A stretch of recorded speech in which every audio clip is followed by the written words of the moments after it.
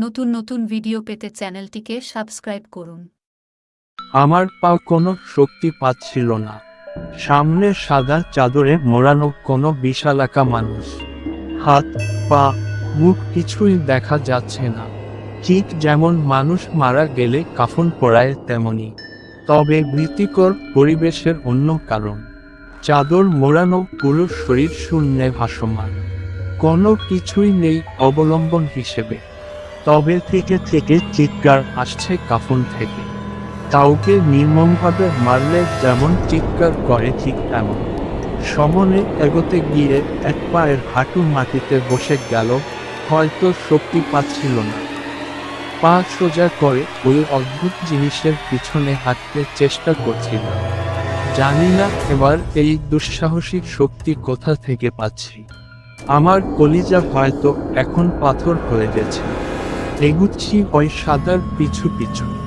আমার হাতের লাইটটা কোথায় তার খোঁজ পাচ্ছি না। চারদিক অন্ধকার। তবে আমার পায়ের অলসতা নেই, কোনো ভয় নেই। ভয় কাটিয়ে হাঁটছি তো হাঁটছি। এলিপসেস এলিপসেস এলিপসেস ডট। প্রায় 5 মিনিট পর আমি আমার উপস্থিতিকে এক বিশাল খোলা নদীর তীরে আবিষ্কার করলাম।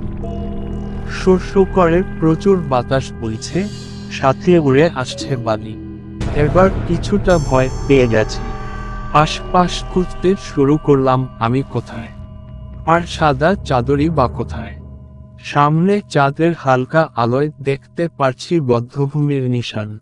আমি প্রচণ্ড ভয়সিক্ত, তবুও এগিয়ে চলছি সামনে। দূরে দেখা যায় শুধু কালো আর কালো অন্ধকার। কোনোখানে এক বিন্দু আলো নেই, শুধু চাঁদের ম্লান ছাড়া। দূরে সেই আগের মতো থেকে থেকে শেয়াল ডাকছে। বাতাস, বালি আর শেয়ালের ডাকে সে এক ভীতিকর পরিস্থিতি। সামনে এগিয়ে একটা ফলক চোখে পড়ল। ফলকটা পড়ে দেখলাম অমলপুর বধ্যভূমি। শরীর জুড়ে কেমন একটা শিহরণ দিয়ে উঠল, হাত পা কেঁপে উঠল। ঠিক নিচে তীরের লম্বা বেঞ্চের মতো বসার জায়গা করা থেকে, তবে তুলো ও মাকড়সার জাল দিয়ে ভর্তি।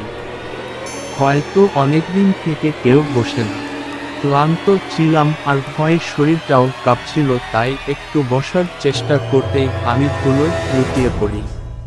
মনে হচ্ছিল কেউ ধাক্কা দিয়েছে পিছন থেকে। হাত, পা, মুখ সব ধুলোয় মাখামাখি। উঠে দাঁড়ানোর চেষ্টা করলাম, তবে আমি ব্যর্থ। পিছন থেকে কোনো কিছু খোঁচা খেয়ে আবার লুটিয়ে পড়েছি। পিছন ফিরে দেখার চেষ্টা করলাম। হতভম্ব হয়ে তাকিয়ে আছে। এ তো সেই পাগল, যে আমার এতদিনের ভয়ের কারণ। ভাবতেই দুবার মাথায় সজোরে বাড়ি দিয়ে বলল, এর থেকে বড় আসতে মানা করেছি কিন্তু এসে গেলি। ওদেরও মানা করেছিলাম কিন্তু ওরা তোকে এখন মারবে। যা যাও হাত। বলি সে ছুটে এসে আমার জামা টানাটানি করছিল। কি যেন খুঁজছিল আমার কাছে। আমি বারবার গলা ভেজাচ্ছিলাম। আমার স্বপ্ন যেন আবার সত্যি না হয়ে যায়। তবে পাগলটা আমাকে অবাক করে দিয়ে দৌড়ে পালালো। শুধু তাকিয়ে ছিলাম তার দৌড়ের দিকে আর মনকে দিচ্ছিলাম সান্ত্বনা। এবার পিছন থেকে আবার সেই শস্য শব্দ করছে। আবার বাম পাশ থেকে, ডান পাশ থেকে এক এক করে সব দিক থেকেই এটির শব্দ ভেসে আসছে। এবার দুজন মহিলা ও পুরুষকে দেখতে পেলাম। মহিলার শরীর রক্তে ভেজা, শাড়ি একদম কাদায় মাখামাখি। চোখ দুটো উপরে ফেলা, চোখের গর্ত দিয়ে রক্ত ঝরছে অবিরাম। ভয়ঙ্কর কুশলী লাগছিল। পুরুষটির হাতের সব আঙ্গুল কাটা, শরীরের বিভিন্ন অংশ ক্ষত বিক্ষত, মাথাটা যখন একদম থেতলে যাওয়া। আমি মাথা নামিয়ে বালুতে মুখ বুঝলাম। মুখ বুঝেই জোরে জোরে কাঁদছি, তবে বালুগুলো সব পানি টেনে নিচ্ছে। নিজেকে পাগল মনে হচ্ছিল। ভয়ে জোরে জোরে খিঁচুনি দিচ্ছিল শরীরটা। জীবনের প্রথম এমন পরিস্থিতির শিকার হয়েছে। এবার মুখটা আবার উপরে উঠে গেল, নিঃশ্বাস নিতে পারছিলাম না।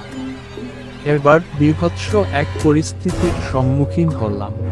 আঙ্কেলের পুরো শরীরের চামড়া ছিলে ফেলছে মহিলাটা, আর এক এক করে সব আঙ্গুল কেটে ফেলছে পুরুষটা। চিৎকার করছে, আর্তনাদ করছে, তবে কেউ শুনছে না। আমি এই অবস্থা দেখে মৃত প্রায়, আবার ওই অবস্থার চিন্তা করে পাগল হচ্ছি। ছোট মেয়েটা মাথার খুলিতে প্রচণ্ড গতিতে হানছে এক চোখা জিনিস দিয়ে। প্রতিবার হানা দিয়ে বের করার সময় মস্তিষ্কের খণ্ডের সন্ধান পাচ্ছি। এবার মহিলাটা আঙ্গুল দিয়ে উপরে নিচ্ছে তার চোখ দুটো, আর ফোয়ারার মতো রক্ত ঝরছে। আমার চোখ আর সইতে পারছে না এই নিষ্ঠুরতা। নিজেই নিজের মাথায় মারছি ডান হাত দিয়ে, তবুও এর ভয়ঙ্কর শাস্তি দৃষ্টিগোচর হচ্ছে। থেকে থেকে প্রচণ্ড জোরে চিৎকার করছি আর অবিরাম কাঁদছি। শক্তি সঞ্চয় করলাম উঠে দাঁড়ানোর জন্য, পালাতে চাই আর পারছি না। কিছু চেষ্টার পর অবশেষে উঠে দাঁড়িয়েছি, তবে চিৎকার এখনো কানে আসছে। আস্তে আস্তে হাঁটা শুরু করলাম উল্টো দিকে। হাতটা আমার বাঁকা হয়ে গেছে আর প্রচণ্ড ব্যথা করছে। মাথাটাও তীব্র ব্যথায় ফেটে যাচ্ছে। বাতাসের তীব্রতায় হুমড়ি খেয়ে পড়ছি বারবার, কান্না তো স্রোতের মতো বইছে। তীব্র চেষ্টা করছি, শুধু একবার বাসাতে পৌঁছতে পারলে। পিঠের উপর সজোরে আঘাত পড়ল, এবারও পড়ে গেলাম মাটিতে। নাক ফেটে রক্ত ঝরছে, একটা পা হয়তো ভেঙেও গেছে। সজোরে কারো লাথি খেয়ে উল্টো শোয়া থেকে সোজা হয়ে গেলাম। আমার গায়ের উপর ফেলে দিল নির্যাতিত সেই শরীর। গায়ে কোনো চামড়া নেই, হাতে কোনো আঙ্গুল নেই, চোখের জায়গায় গর্ত, শুধু রক্ত ঝরছে। মাথার খুলিটা ফাটা, মস্তিষ্ক বেরিয়ে গেছে। ভয়ঙ্কর ভাবে মেরেছে এই দেহকে। জীবনের সবথেকে বেশি ভয় পাচ্ছি। চিৎকার দেওয়ার চেষ্টা করেছিলাম, তবে এবার পারিনি। গলাটা কেমন আটকে গেছে, কোনো শব্দ বের হচ্ছে না। আমার চারদিকে ওই তিনটে বীভৎস মানুষ। আমার দম আটকে যাচ্ছে, কান্না থেমে চোখের পানি শুকিয়ে গেছে। চিৎকার করতে পারছি না, শরীরের কোনো অঙ্গ নড়াতে পারছি না। কোনো এক অদৃশ্য শক্তি আমার চুল টেনে ছিঁড়ে ফেলছে, বুকটা চিরে দেওয়ার চেষ্টা করছে। নাকের রক্তে চোখ ভিজে গেছে, তাই ঝাপসা লালে দেখছিলাম তিনটে তৃষ্ণার্ত মুখ আমার দিকে তাকিয়ে আছে। কি ভয়ঙ্কর তাদের চেহারা! দূরে এখনো শেয়ালগুলো ডাকছে, তবে এখন তাদের কণ্ঠ ভারী হয়ে গেছে। ভিডিওটি ভালো লাগলে এই চ্যানেলটিকে সাবস্ক্রাইব করুন, পাশে থাকা বেল বাটনটি ক্লিক করে দিন।